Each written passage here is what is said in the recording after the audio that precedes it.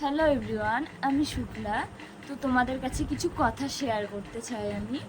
তো আমার হলো দুটো টুইন বেবি। তো ওরা 8 মাসে হয়ে গিয়েছিল। হওয়ার পরে ওরা কাছের ঘরে ছিল। তারপরে প্রায় 2 মাস ভর্তি ছিল।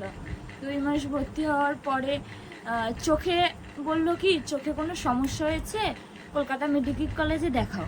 তো আমরা ওখানে দেখালাম। দেখানোর পরে এবার ওরা বলছে কি যে চোখের কন্ডিশন খুব খারাপ, তোমরা ইমিডিয়েটলি দিল্লি নিয়ে চলে যাও। এবারে আমরা দিল্লি নিয়ে গেলাম। দিল্লি নিয়ে যাওয়ার পরে তারপরে আমরা দিল্লির থেকে বলছি কি চোখের কন্ডিশন খুব খারাপ, তোমরা এখন আর কিচ্ছু করা যাবে না, তোমরা এখন 5 বছর নিয়ে আসো এইভাবে। এইবারে এবারে আমরা আর কিছু তো করলো না। এবার আমরা বাড়ি চলে আসলাম।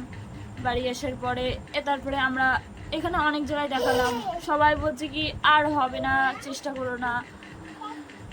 তো জানি না ভগবান শেষ পর্যন্ত কি লিখে রেখেছে আমার এই ছোট্ট বাচ্চাটাকে। এই যে এটা হলো বড় মেয়ে, এটা হলো ছোট মেয়ে।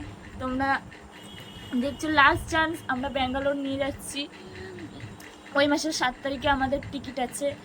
তো তোমাদের কাছে একটাই রিকোয়েস্ট, আমি এই নতুন ইউটিউব চ্যানেল খুলেছি। তো আমার এরকম আমার সোনা মাম্মামকে নিয়ে অনেক অনেক ভিডিও করব।